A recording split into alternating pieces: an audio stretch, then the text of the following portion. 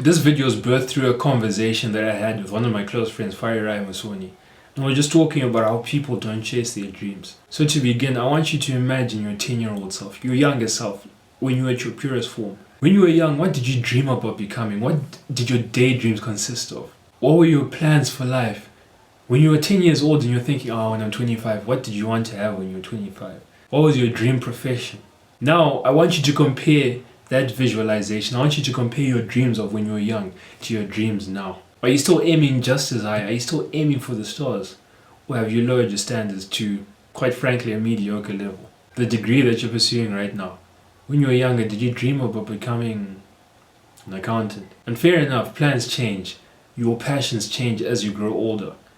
But are you still aiming just as high? That's the key point. Are you still aiming just as high? Are you still striving? TJ! Are you still striving to be the best that you can be? If you're completely honest with yourself, the standards that you had set for yourself when you were young compared to the standards that you've set now, they're completely different. When you were younger, you were actually more hopeful than you are now. And Fari actually said this. He said the reason this is because when you're young, when you're like 10 years old, your heart's at its purest form. You haven't experienced the hardships of life. You haven't seen that some people get unlucky, some people just don't achieve much. You haven't experienced any hurt. So as you grow up and you experience hardships, you experience failures, you fail at the things that you want to do. Let's say in high school you wanted to make first team cricket and then you fail at that. You wanted to get 10 A stars and then you get 5 Bs and 4 Cs. And because of this, your self-esteem drops. And you lower your standards and you stop aiming for things that are just as high as you were aiming for when you were younger. You start settling for mediocrity. Settling for things that you know are unfulfilling, but everyone's telling you to do them. After years of being beaten down, after years of experiencing what we call life, you lose confidence in your dreams. You start saying statements like, these people who, like the people who achieve the things that you want to achieve. You start saying things like, they just got lucky. He's white. You come up with excuses to protect your ego. Because that's all excuses are. Excuses are just things that protect your ego. Protect you from reality. Because the fact is, it's not because they were white. It's not because, he was born in America and I was born in Zim. No, it's not. Because we've been hit by life so hard, we now think that we're just looking at the world at a realistic point of view. We're looking at things realistically. And in fact, that's just hidden pessimism. Most of the people who are watching my videos, you're from about 16 to 30. And I assume a large group of you are going to be in uni or approaching uni. Now think, and actually think to yourself, that degree that you're pursuing, is it something that you find fulfilling? Is it something that excites you, that you actually want to do? Or are you just doing it because it feels right? Are you just doing it because it's what everyone else does? When I was younger, I dreamt about becoming a professional cricket player. And I'd always tell this to my dad and you'd always laugh. I dreamt of playing at Lord's Cricket Ground. I dreamt of representing, in fact, I didn't even dream of representing Zim. I dreamt of representing England. I had such amazing dreams. And then obviously things fell apart. I lost confidence in that dream and I stopped working as hard. And now I wouldn't say it's impossible. If I put everything into it, I'll be able to do it. But it's just not feasible as of right now, and there are better avenues that have opened up. And my second dream when I was younger was to become a businessman.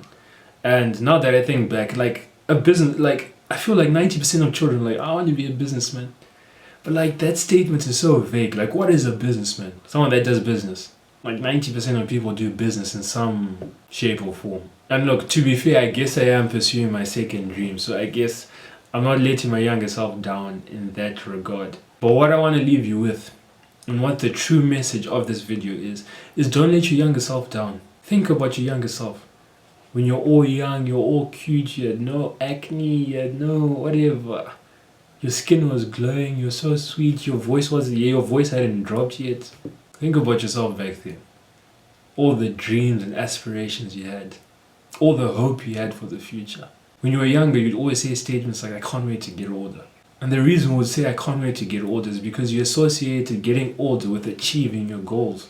With becoming the person that you dreamed to become. The younger version of you is still inside. The younger version of you still lives within you. So don't disappoint your younger version. In fact, try make him proud.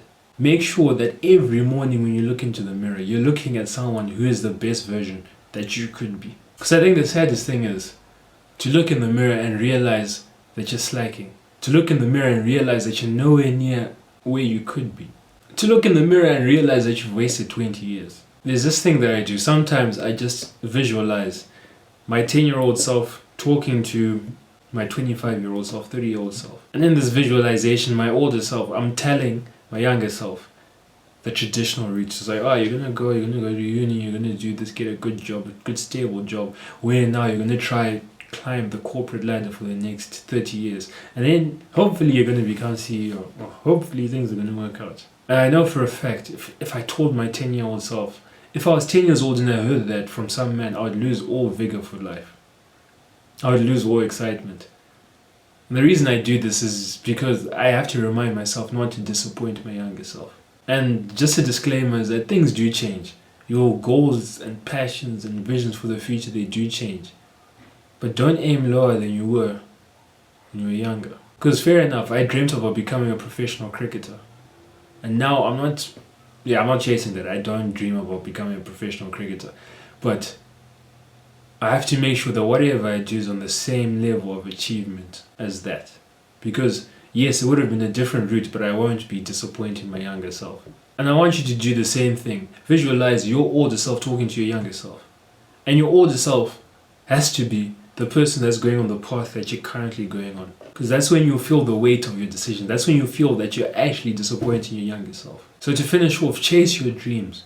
Make sure that every time you look in the mirror, you are your best version, or at least striving to be your best version. Make sure that you impress yourself. Make sure that you do things that you find are fulfilling. I've said this a lot. It might become my catchphrase, but remember that the future is bright, but only for those who work for it.